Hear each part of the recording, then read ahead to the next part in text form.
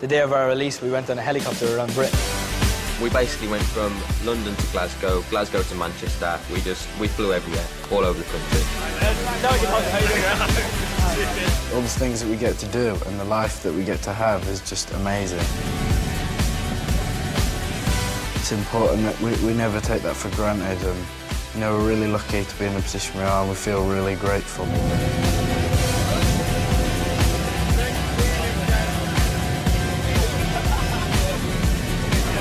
So, just landed in Glasgow. After that 2.5-hour flight, Zane has not managed to wake up once. Still asleep, and we've landed.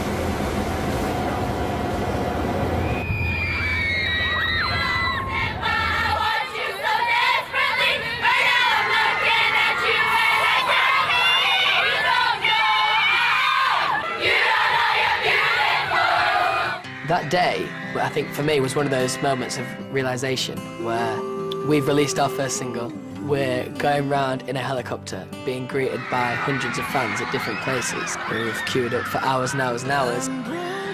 You know, it was about time we started giving back to the fans, going out and meeting them and saying, you know, thanks for waiting around for us. Here it is. We're here. At the first sighting, there's so many people, there's like nearly 1,000 people here, and we're going to sign in an hour and a half as many as we can. Thank you.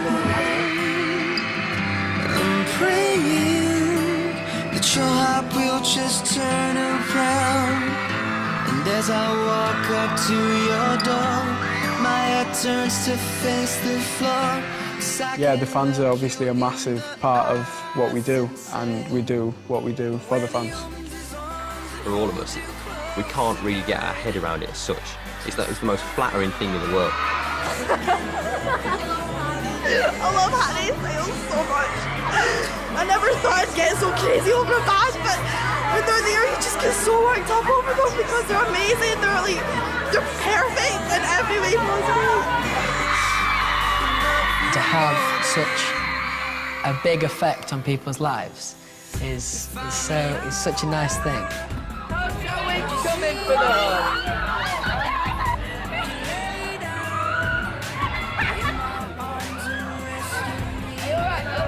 To know that you can kind of have such a massive effect on somebody's life is really overwhelming. The reason why the fans are so dedicated is because I think they feel like they can really relate to us. They're like, we're the kind of boys that you go to school with, and that's because we are. Hattie, call me baby. Hattie, call me It's Hattie on my shoulder. Hi. If I take the picture, they hold me. And then I have these hands, and oh my God, Marie said hi. And everything. Liam asked me, I know you went, no, I want to hug her, and anyway, I love you. Hey, call me, love me. I did, and oh my God, we can't do that. When he lays you down, I might just die inside. It just don't feel right.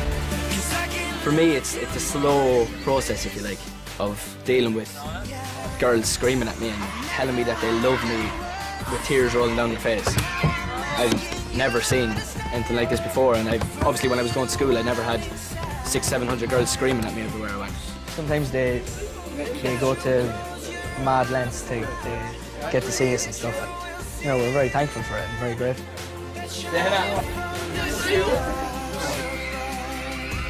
For some people, I feel like they're a part of what we're doing, and I think that they are. Without the fans, there's no reason to be One Direction. You know, if there's nobody supporting you, then there's no point. When he lays you down, I might just die inside. It just don't feel right, 'cause I can love you more than this, yeah.